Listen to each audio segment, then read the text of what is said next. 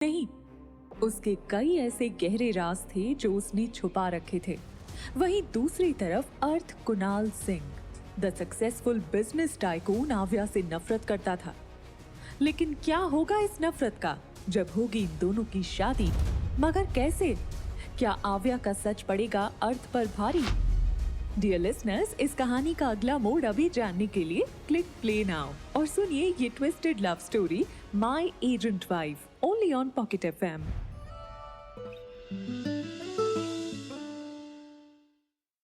जब पाखी और वीर सो रहे थे, तब सारे दोस्त चुपके से छत पर ये देखने के लिए आए कि वो दोनों क्या कर रहे हैं। जब सारे दोस्त पहुंचे तो देखा कि दोनों सो रहे थे। विवेक दोनों को देखकर बोला, दोनों को देखकर लग रहा है कि कितने दिनों बाद चैन की नींद सो रहे हैं।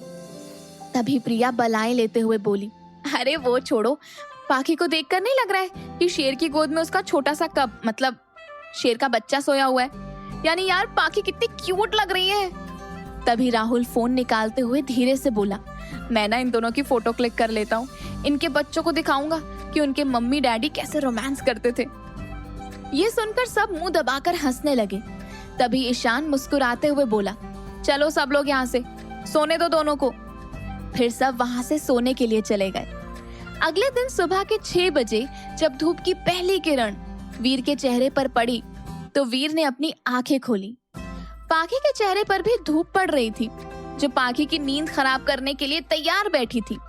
और पाखी धूप से बचने के लिए नींद में ही अपना चेहरा वीर के सीने में छुपाने की नाकाम कोशिश कर रही थी।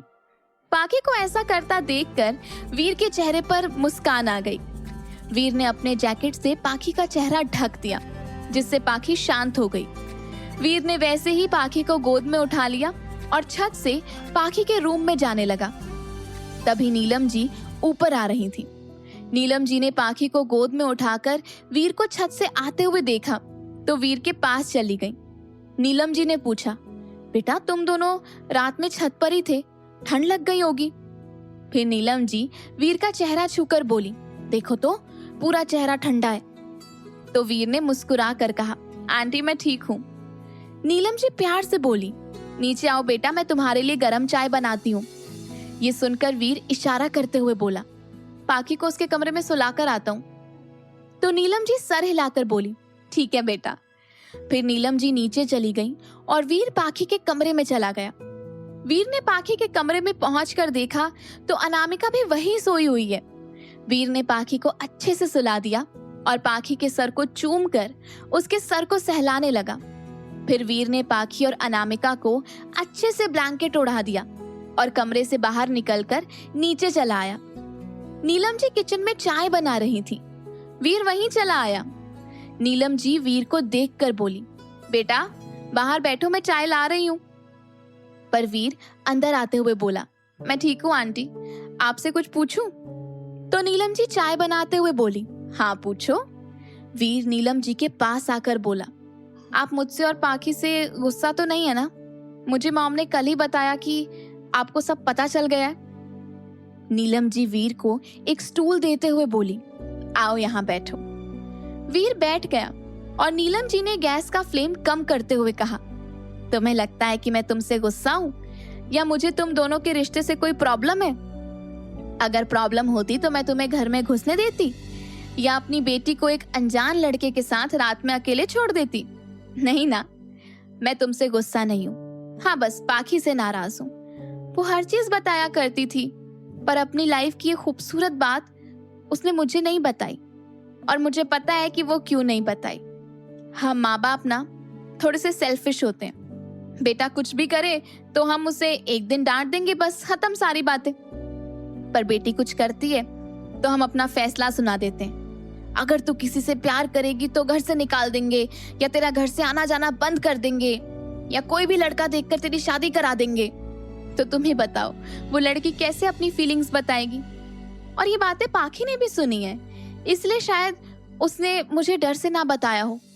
मैं तुमसे तो बिल्कुल भी नाराज नहीं हूँ, क्योंकि मैंने जब से तुम्हें देखा है, जाना है, समझा है, तुम पाखी के लिए बिल्कुल सही हो। उसकी खुशी तुम हो, ये मैं जब तुम लंदन गए थे ना तभी जान गई थी। हाँ पर एक चीज है। ये सुनकर वीर सोचने लगा कि क्या चीज है। उसने फिर नीलम जी से पूछा, क्या? नीलम जी चाय देते हुए बोली, ये रिश्ता तब तक आगे नहीं बढ़ेगा जब तक पाखी मुझसे अपनी फीलिंग्स और डिसीजन नहीं बताएगी।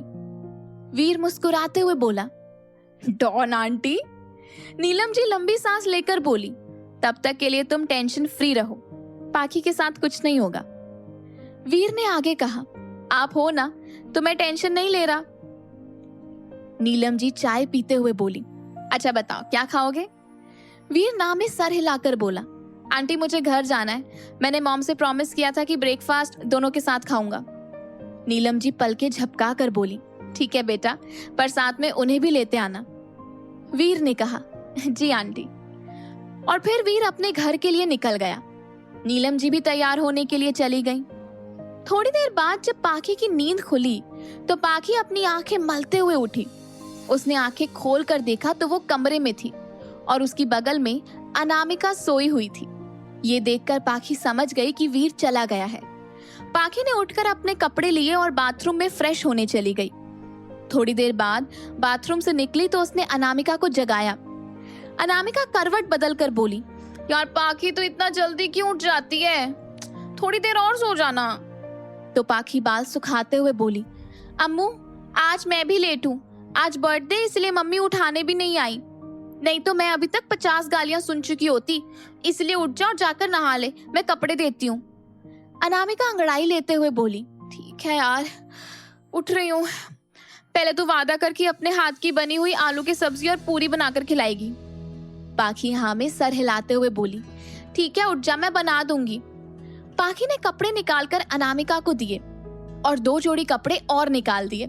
फिर वो तैयार होकर नीचे चली गई।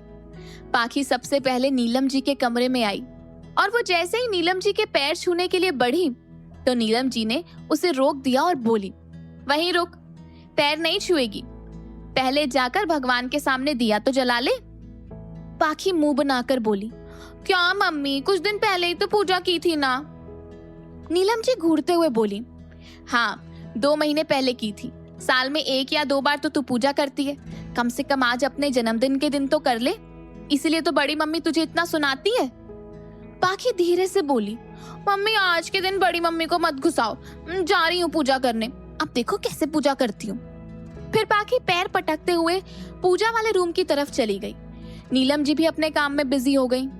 थोड़ी देर बाद सबके कानों में आरती सुनाई दी, आरती कीजिए हनुमान लला की, दुष्ट दलन रघुनाथ कला की, आरती कीजिए हनुमान लला की, दुष्ट दलन रघुनाथ कला की।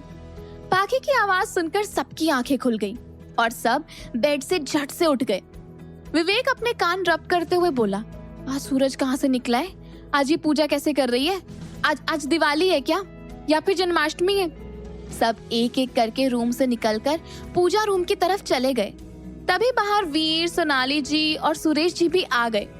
वो लोग भी आवाज की तरफ चले गए, आरती कीजिए हनुमान लला की, दुष्ट दलन रघुनाथ कला की। जब पाखी की आरती खत्म हुई तो उसने पीछे मुड़कर अपने हाथ कमर पर रखते हुए कहा, लो कर ली पूजा, अब खुश, चलो सब लाइन से खड़े हो जाओ। विवेक कंफ्यूजन में बोला, क्यों? पाखी ने कहा, तू तो सबसे पीछे खिसक जा। फिर पाखी ने सबसे पहले नीलम जी के पैर छूकर आशीर्वाद लिया, फिर सोनाली जी और सुरेश जी के पैर छुए। फिर वो ईशान के पास गई और जैसे ही पाखी ईशान के पैर छूने लगी तो ईशान पीछे होकर बोला, पाखी ये मत कर। पाखी ईशान को देखकर बोली, भाई मुझसे बड़े हो इसलिए, और मेरे लिए अच्छा होगा ना, मुझे एक ही दिन में कितने सारे आशीर्वाद मिलेंगे, अब कंजूसी मत करो। ईशान नाम में सर हिलाकर बोला, नहीं तो ये नहीं करेगी, मुझसे गले मिल, मैं तुझे ढेर सारे आशीर्वाद दे दूंगा। फिर पाखी सबके गले मिली पर वीर को इग्नोर कर दिया और फिर पाखी सबको तैयार होने को बोलकर किचन में चली गई। पाखी किचन में काम कर रही थी, तभी वीर पीछे से आकर पाखी को हक करके बोला, मुझे इग्नोर क्यों किया? पाखी वीर का हाथ हटाते हुए बोली, छोड़ो मुझे, नहीं तो मैं चिल्लाऊंगी। वीर कंधे उचकाते हुए बोला, चिल्लाओ, मैं तो बोल दूंगा कि तुम मेरा फायदा उठा रही थी। पाखी मुंह खोले वीर को देखने लगी। उसने अपना हाथ वीर का गला दबाने के लिए आगे बढ़ाया और फिर बीच में ही रोकते हुए बोली, मेरे ही घर में मुझे ही उल्टा धमकी दे रहे हो। वीर मुस्कुराते हुए बोला, तुमने ही तो कहा था चिल्लाओगी, तो मैं खुद को बचाऊं भी ना। तो पाखी पूरी दम लगाकर अपने आप को छुड़ाने की कोशिश करते हुए बोली, छोड़ो मुझे, मम्मी देखेगी तो मैं क्या बोलूंगी? अपने प्यार के चक्कर में मुझे घर से निकलवाना है क्या? ये सुनकर वीर ने पाखी को छोड़ दिया। फिर वीर थोड़ा दूर होकर बोला, नाश्ता करके तैयार हो जाओ, हमें चलना है। पाखी मुंह ऐंठ कर बोली, मुझे नहीं जाना आपके साथ। तो वीर हंसी दबाते हुए पूछने लगा, गुस्सा हो क्या? पाखी बेलन निकालते हुए बोली, सुबह नहीं उठाया इसलिए। वीर हंसते हुए बोला, क्योंकि तुम सोते हुए ना क्यूट सी छोटी सी चुईया लग रही थी। पाखी ने ये सुनते ही बेलन वीर की तरफ फेंका, लेकिन वीर तुरंत साइड हो गया। पाखी घूरते हुए वीर की तरफ बढ़ने लगी तो वीर बाहर की तरफ भाग लिया। पाखी ने नीचे गिरे हुए बेलन को उठाया और वीर के पीछे मारने के लिए भागी। पाखी बेलन पकड़े हुए वीर के पीछे भागते हुए बोली, रुको, कहाँ भाग रहे हो? अभी बताती हूँ। तभी नीलम जी दोनों को देखकर बोली, क्या हो रहा है यहाँ? पाखी ऐसे कोई करता है क्या? पाखी ने कहा, नहीं मम्मी, आज मैं छोड़ूंगी नहीं, आज मैं मार मार कर कचूमर निकाल दूंगी। ये देखकर सोनाली जी हैरान होकर बोली, अरे पर हुआ क्या? ऐसे क्यों भाग रहे हो, बताओ तो सही। तभी ईशान ने पाखी को पकड़ लिया। पाखी झटपटाते हुए बोली, भैया मुझे नहीं, इस बागड़ बिल्ले को पकड़ो। ईशान चौंक कर बोला, बागड़ बिल्ला? नीलम जी डांटते हुए बोली, पाखी क्या बोले जा रही हो, अपनी हरकतें देखी हो? पाखी गुस्से में वीर को घूरते हुए बोली, अरे मम्मी मैंने नहीं, इन्होंने ही शुरू किया, मुझे चुईया बोला। नीलम जी अचानक से हंसते हुए बोली, तो क्या गलत बोला? तू है ही, अपनी आंखें देखी हैं, बिल्ली मौसी लगती हो। ये सुनकर वीर खड़े खड़े मुस्कुरा रहा था तो पाखी उदास होकर बोली, क्या मम्मी, तुम भी मेरी बेइज्जती कर रही हो, जाओ, मुझे किसी से बात नहीं करनी।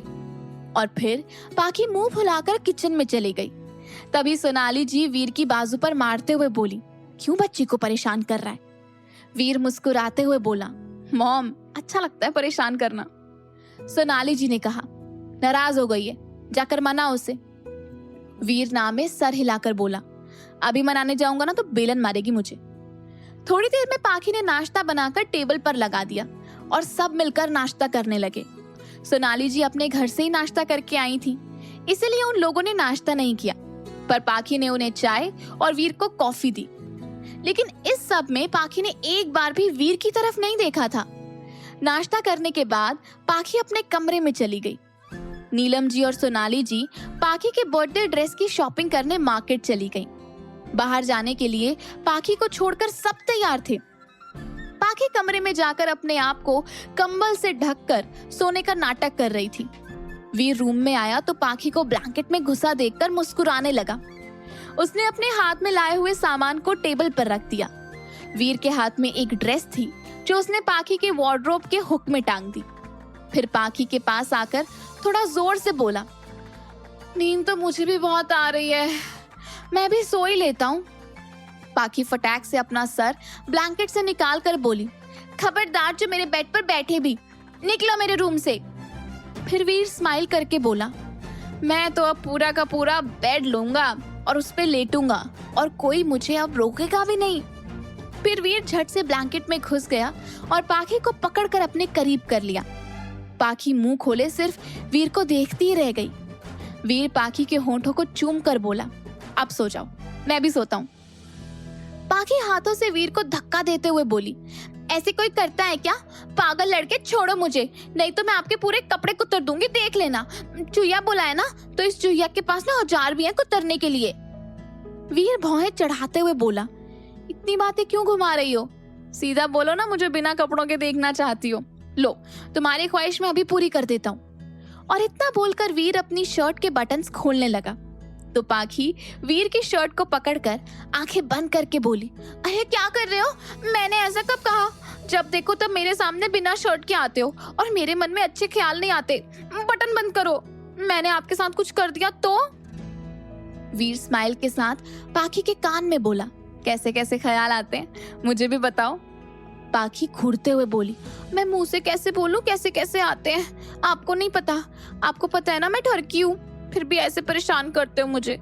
एक तो मुझे प्यार से सुबह उठाया भी नहीं, हक भी नहीं दिए और मुझे बिना बताए भी चले गए, ऊपर से मुझे चिढ़ा रहे हो। आज के दिन तो मुझे चुया मत बोलो, लेकिन आपको तो मुझे गुस्सा दिलाना है। मैं मानती हूँ आप सेक्सी लगते हो, लेकिन बार बार अपना अंग प्रदर्शन करना अच्छी बात नहीं है। फिर पाखी अपना चेहरा वीर के सीने में छुपाते हुए बोली, किसी दिन मैं अपने ठरकी पना पे उतर आई ना तो ना आपकी तो इज्जत ही लुट जाएगी, है ना।